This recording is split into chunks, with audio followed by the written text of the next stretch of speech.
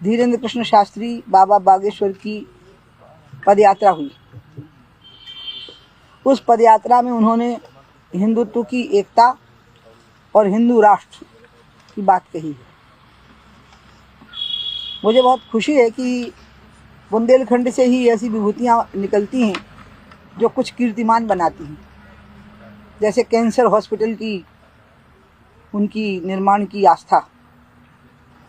दूसरा, एक सहज और सरल भाव से बहुत छोटी उम्र में उठा हुआ एक बालक आज लाखों की भीड़ को इकट्ठा करने की सामर्थ्य रखता है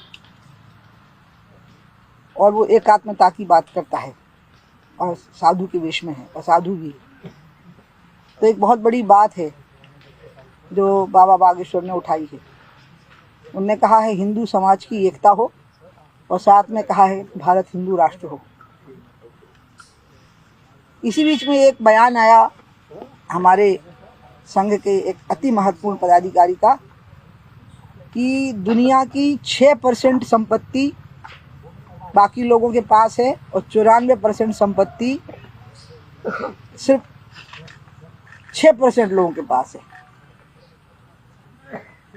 और बाकी जो संपत्ति है वो 94% लोगों के पास है। मतलब इतनी असमानता है, पूरी दुनिया की बात कही उन्होंने। एक क्वेश्चन और रखो। तो मुझे लगा कि ये दोनों बातें कहीं मेल खाती हैं। एक तो भारत को हिंदू राष्ट्र नहीं बनाना है क्योंकि भारत हिंदू राष्ट्र है, और ये सनातन काल से अन्य नामों से है। आर्य नाम था, वैदिक नाम था, फिर कालांतर में नाम बदलते गए सभ्यताओं के, लेकिन भारत हिंदू राष्ट्र है। इसको स्वीकार करना है, इसका साक्षात्कार करना है सबको, इसको स्वीकृति मतलब अपने आत्मा में सबको स्वीकार करना है कि हिंदू राष्ट्र है। और हिंदू राष्ट्र है इसलिए सेकुलर है। जब ये हिंदू राष्ट्र नहीं होगा तो सेकुलर नहीं होगा। जहाँ भी हिंदू अल्पसंख्यक हो गया है वहाँ हिंदुस्तान में ही हमें ऐसे राज्य देखने को मिले हैं कि वो संकट में आ गया। इसका मतलब कि इसका हिंदू होना ही, इस देश का हिंदू राष्ट्र होना ही इसका सेकुलर होने की गारंटी है, सेकुलर बने रहने की। सेकुलर इस सेंस में कि सर्वधर्म संभाव, क्योंकि हिंदुओं की प्रकृति है कि एक देव, एक पंथ, एक पूजा विधि और एक इष्ट से नहीं जुड़ना। ये पहले से रही है। जब इस्लाम नहीं था तब भी, जब बौद्ध और जैन धर्म नहीं था तब भी, जब ईसाई धर्म नहीं था तब भी, स्वयं हिंदुओं में करोड़ों देवी देवताओं को पूजने की प्रकृति रही है, स्वभाव रहा है। तो इसलिए विविधता में एकता देखना ये हिंदू की प्रकृति है, और विविधता में एकता देखने के कारण ही भारत हिंदू राष्ट्र होते हुए भी सर्वधर्म संभाव को मानता रहा, सेकुलरिज्म को मानता रहा। लेकिन हाँ, विविधता में एकता देखना ये बात बहुत महत्वपूर्ण है उनके लिए जो दूसरे लोग यहाँ रह रहे हैं, ईसाई और मुस्लिम, जो अभी 2-2.5 हज़ार साल के बीच में जो पूजा विधियाँ पनपी हैं, उन लोगों को ये आदत डालनी पड़ेगी कि भारत का सोच ऐसा है कि वो विविधता में एकता दिखता है। और जब वो ऐसा सोच बना लेंगे तो वो भी हिंदू राष्ट्र का ही अंग है, क्योंकि हिंदू राष्ट्र की यही प्रकृति है, यही हिंदू की प्रकृति है कि विविधता में एकता है। तो जो विविधता में एकता मान के यहाँ रहेगा वो किसी भी धर्म को मान रहा होगा, किसी भी ग्रंथ को पढ़ रहा होगा, वो भावनात्मक रूप से आध्यात्मिक भाव से एक हो जाएगा।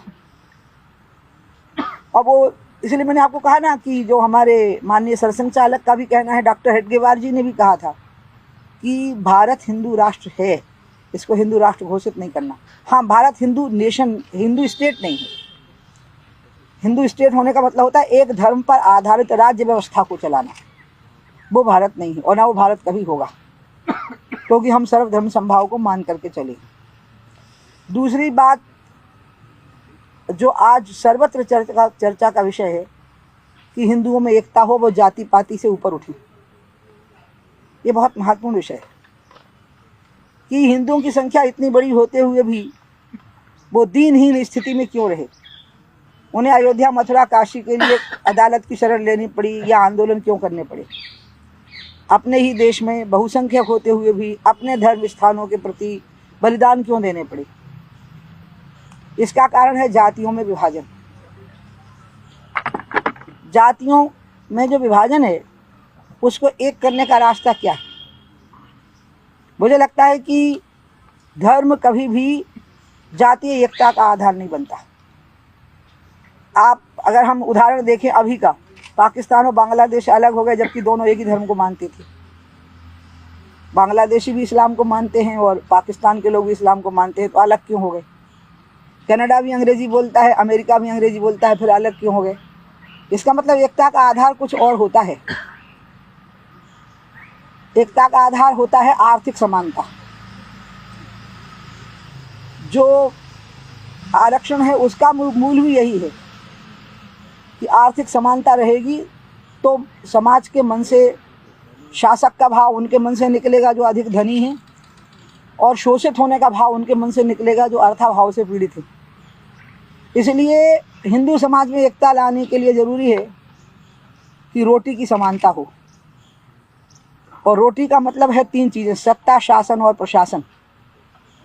रोटी का मतलब खाली रोटी नहीं है, क्योंकि अब भूखमरी से मृत्यु नहीं हो रही, लेकिन फिर भी भीषण अंतर है प्राइवेट अस्पताल में और सरकारी अस्पताल में, प्राइवेट स्कूल में और सरकारी स्कूल में। कुत्ते हवाई जहाज़ में गए हैं कोरोना काल में, और लोग पैदल चले हैं लाखों लोग। ये इसी देश ने इसको देखा है। इसलिए रोटी और बेटी में आप किसी की बेटी को किसी के यहाँ ज़बरदस्ती नहीं ब्याह सकते, लेकिन अगर कोई बेटी तय करती है या कोई बेटा तय करता है या दोनों तय करते हैं कि हमें विवाह करना है, तो वो किसी भी जाति के हों, उनके प्रति उदारता दिखानी होगी समाज को। तो ऑनर किलिंग जैसी बात नहीं होगी, तो सामाजिक बहिष्कार जैसी बात नहीं होगी। किसी भी जाति की बहू होगी उसको प्रेम से स्वागत करना होगा, और किसी भी जाति का दामाद होगा उसका प्रेम से स्वागत करना होगा। तो बेटी में एकता का आधार तो बनेगी उदारता समाज की। समाज को उदार भाव रखना पड़ेगा। और रोटी में सत्ता, शासन और प्रशासन में बराबर की भागीदारी है कि नहीं, इसको सुनिश्चित करना पड़ेगा। खाली हो गए बराबर, आओ गले लग जाओ, इससे कुछ नहीं होने वाला। फिर पाकिस्तान और बांग्लादेश एक ही रहे होते जबकि एक ही धर्म था, फिर कनाडा और अमेरिका एक ही रहे होते जबकि एक ही भाषा बोल रहे थे, लेकिन आर्थिक असमानता आ गई थी बहुत बड़ी, शोषण बहुत बढ़ गया था आर्थिक आधारों पे। तो मुझे लगता है कि अब ये मामला आगे बढ़े, और आगे इस पर बढ़े कि सत्ता, शासन और प्रशासन में सभी की बराबर की भागीदारी हो जाए।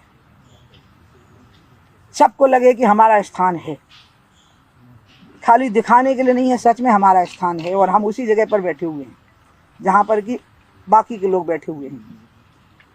और जो बात मैंने कही है कि विवाह के मामले में बेटी का मामला अलग है, इसमें तो अगर किसी ने तय किया कि हम दूसरी जाति में विवाह कर रहे हैं, बेटा बेटी दोनों ने, तो उदारता उनके प्रति बरतनी होगी, उनका सम्मान करना होगा। उसमें संकीर्णता, ऑनर किलिंग, बहिष्कार, मिलेंगे नहीं, निकाल दिया, मरने के बाद ही आना, ये सब बंद करना पड़ेगा। लेकिन हाँ, अरेंज नहीं हो सकता इसमें, क्योंकि बहुत जल्दी बेड़ियाँ कटती नहीं। लेकिन अगर कोई बेड़ी काट के प्रेम की धारा में बह के समाज का सम्मान करते हुए विवाह में बंधन में बंधना चाहता है, तो उसका सम्मान रखना होगा, आदर करना होगा। और रोटी में तो बिल्कुल सोच समझ के सूझबूझ से बंटवारा करना होगा कि सत्ता में भागीदारी कितनी है, शासन में भागीदारी कितनी है, और प्रशासन में भागीदारी कितनी है, और रिजर्वेशन के अलावा भागीदारी कितनी है। क्योंकि रिजर्वेशन तो एक मजबूरी है, रिजर्वेशन की मांग भी मजबूरी में उठी है, और रिजर्वेशन एक संवैधानिक बाध्यता है, क्योंकि संविधान में दर्ज है कि इतना रिजर्वेशन देना पड़ेगा। अगर वो नहीं होता तो शायद वो मिलता ही नहीं। इसलिए अब पूरे हिंदुस्तान में एक हिलोर उठनी चाहिए। अगर हमें समाज में एकात्मता चाहिए, और हमें खास करके जातियों में विभाजित हिंदू समाज में एकात्मता चाहिए, तो सत्ता में, शासन में, प्रशासन में बराबर की भागीदारी सुनिश्चित करनी होगी। और वो पदों के आधार पर नहीं होगी, वो पदों के वजन के आधार पर होगी कि पदों का वजन क्या है, उनमें ताकत कितनी है उन पदों में। हमारे मंत्रिमंडल में इतने लोग फला जाति के हैं, इससे कुछ नहीं होगा। नहीं, पोर्टफोलियो किसके पास, इससे होगा। निर्णय करने की ताकत जहाँ है, वो ताकत किसकी कलम में है, इस पे होगा। तो इसलिए एक बहुत अच्छी बात ही हुई है। अब रही आर्थिक बंटवारे की बात, जिसमें कि सच में ये बहुत भयावना अंतर है कि बहुत सीमित लोगों के पास में बहुत बड़ी धनराशि पहुंच गई है और असीमित संख्या में लोग ऐसे हैं जो रोजगार के लिए संघर्ष कर रहे हैं। इस मामले को आगे बढ़ाने के लिए मेरी अपनी नज़र में मोदी जी से बेहतर कोई प्रधानमंत्री नहीं हो सकता। उनने पिछड़े जिलों की सूची अलग बनाई थी, उस पिछड़े जिलों में आर्थिक रूप से पिछड़े लोगों की सूची अलग बनाई थी। उसमें जातिगत आधारों को बिल्कुल और ना सांप्रदायिक आधारों को ध्यान में रखा गया था, उनकी आर्थिक स्थितियों को ध्यान में रखा गया था और वो किसी तरह से अपने पाँव पर खड़े हो सकें, इसको ध्यान में रखा गया था। इसलिए मैं चाहूँगी कि बाबा बागेश्वर ने एक बहुत अच्छी बात उठा दी है। मेरे लिए तो वो छोटे भाई हैं, पुत्रवत हैं, मेरा बहुत सम्मान करते हैं, लेकिन अब आगे बात जानी है और राजनीतिक मंच पर जानी है, सामाजिक मंच पर जानी है, विचारकों के मंच पर जानी है कि एकता क्या चीज़ है। क्या धर्म के आधार पर एकता हो सकती है? तो बांग्लादेश और पाकिस्तान एक क्यों नहीं रही थी? क्या भाषा के आधार पर एक हो सकती है, एकता हो सकती है? तो कनाडा और अमेरिका एक क्यों नहीं रही? तो एकता का आधार क्या है? वो है आज के ज़माने में सबसे पहले मनुष्य को, इसके साथ मैं अपना कथन समाप्त भी कर दूँगी। मनुष्य 5 कोशों से बना है। पहला जो कोश है वो अन्नमय कोश है, शरीर है, धरातल यही है। शरीर की मांग है रोटी की, रोजगार की और एक अच्छी जिंदगी की। इसमें समानता आएगी ना, तब वो आत्मा व परमात्मा की बातें हो पाएंगी, एकता की। ये पहले दैहिक सुविधाओं की समानता, उसका सम्मान, उसका उच्च स्थान, ये जब हम सुनिश्चित करेंगे, और ये बहुत बड़ी व्यापक बात है जो अब उठनी चाहिए। और अगर ये नहीं उठती है तो फिर हम ऐसी ही बातें करके रह जाएंगे, तो बात आगे बढ़ेगी नहीं। बाकी मुझे बड़े चैलेंजेस लगते ही नहीं हैं। हम सब चीज़ों से निपटने में सामर्थ्य रखते हैं।